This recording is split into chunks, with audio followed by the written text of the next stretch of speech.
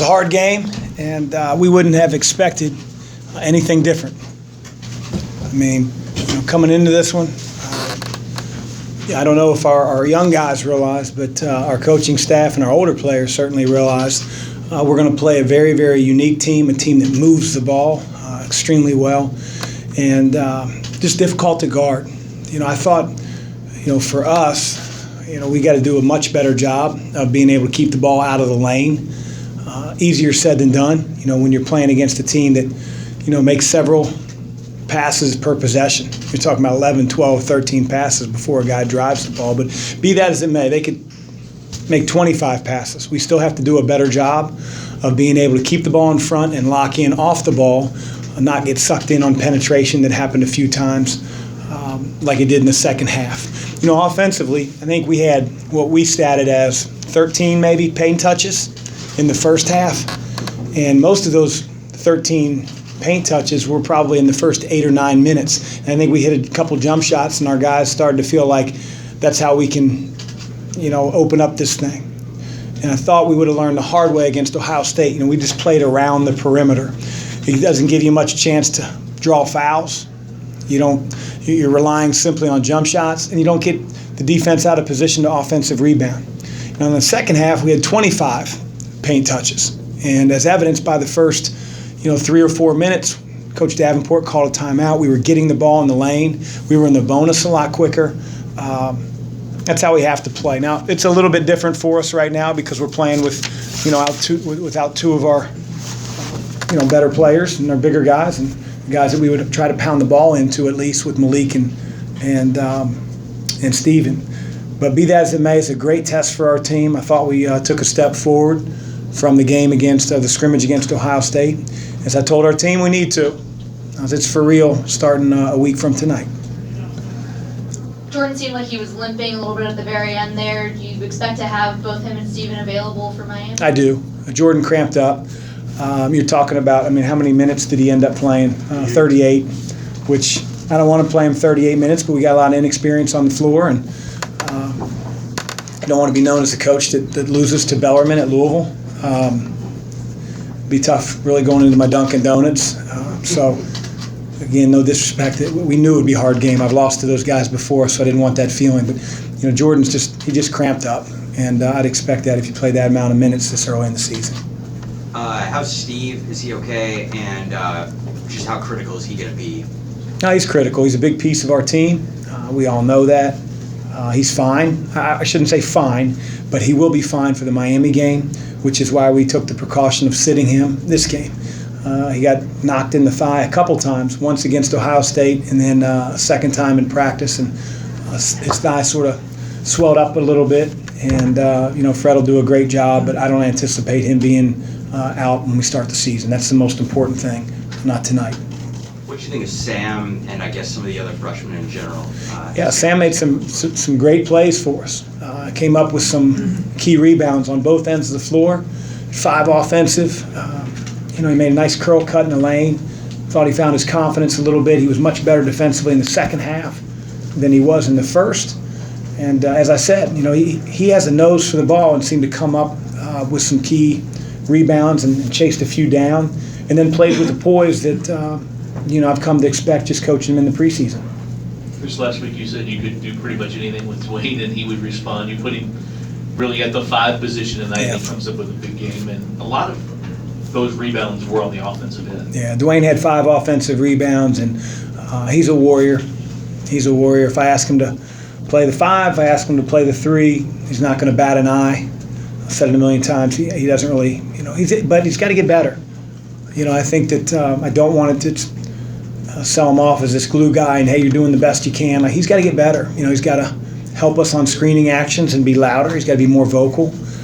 He's got to guard the ball better. I think a couple of their 5 men went around him off the dribble, and we have to rely on Dwayne as one of our stalwarts on defense, not a guy that gets beat off the bounce.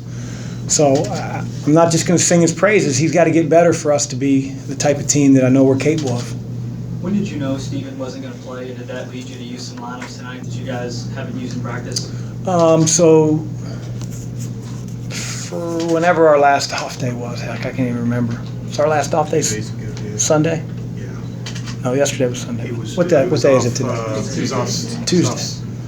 So we took Saturday off. Saturday we're Yeah, off. there we go. Yes, we practiced Sunday, yes. Season starts, I'm in a cave, I don't look at calendars, it's just next practice. So we took Saturday off, and then, Fred had texted me that night, on Saturday night, and said, I'm going to try to get Steven ready. I said, you know what, he's a warrior, he practices every day, and, the gold jersey that we wear, this will show you, how competitive Steve is. He was leading in practice stats, rebounds, blocks, points, charges taken, you name it.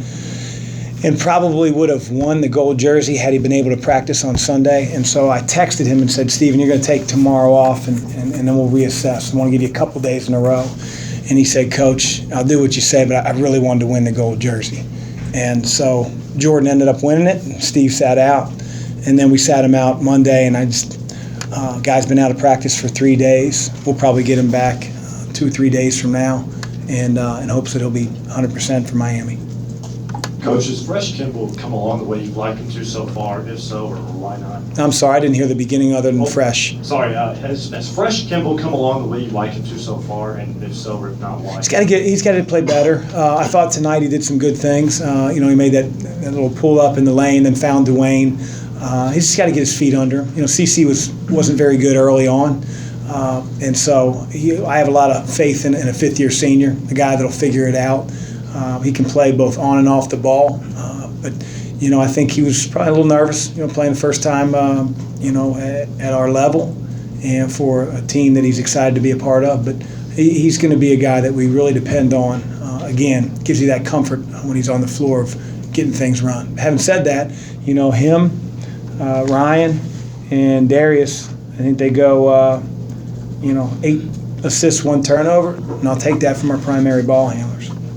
Coach, a game like this is difficult for a player like Aiden, really any big for that matter, because of Bellarmine's style of play. So do you see this as a good opportunity for him to have to watch out for those back doors and different things that Bellarmine likes to do? It's a good opportunity to get exposure at a high level, but it really isn't indicative of a lot of the styles that he'll face. Many of the players that he'll be guarding are going to anchor themselves in the post, lip out and set ball screens, and then try to dunk it on your face when the shot goes up. And, in this game, he's guarding guys that are back cutting, that are, curling. They're playing 90% of the possession on the perimeter, and that's just not what he's going to see a whole lot. And on the other end, I've said it before, he's not a play-through post yet. He's a guy that's got to be able to finish things. And so you notice the one time he got in the post, it was like Gulliver's Travels and all the Lilliputians around him. He had like 16 guys around him. And so he's got to get more comfortable, for sure, on the offensive end. But it's a very, very unique style for a big guy to play against Bellarmine, the way they play. Anything else for Coach? I got one, sure, Okay. just one more. When you go to Miami, and what's the game plan between now and then? What are you trying to improve on? Everything. We'll take inventory of tonight's game and figure out areas that, regardless of the opponent, we have to get better at. We're going to try to get some of our guys, in better condition. A guy like Quinn, certainly get Steve back in the fold, and so we'll have 11, knock on wood, scholarship players available, and then we'll start to focus our attention, on Miami and what they present. A team that is led by one of the better point guards in the league, a guy that can score it at a high level and get in the lane. And that's going to be a challenge. But we'll worry about those guys here in a few days. We're going to worry about getting better from the Bellarmine game first. Last question in the back. Coach, what do you think about the NCAA today announcing that players can make money? Well, I've said it before. I'm on record as a supporter. I don't know what it should and will look like, but I do think it's time with really every power conference team having their own, or power conference league having their own network, the amount of money involved. But I think it's a step in the right direction. The NCAA is not this evil empire that's, against the kids. I think they've made moves over the last several years that have really helped student athletes. Cost of attendance, unlimited meals, just to name a few. And I think they're moving in the right direction. What that's going to look like remains to be seen. Thanks, Coach. Thank you. I have Coach Davenport in here, and then we'll have Jordan Wara, Dwayne Sutton.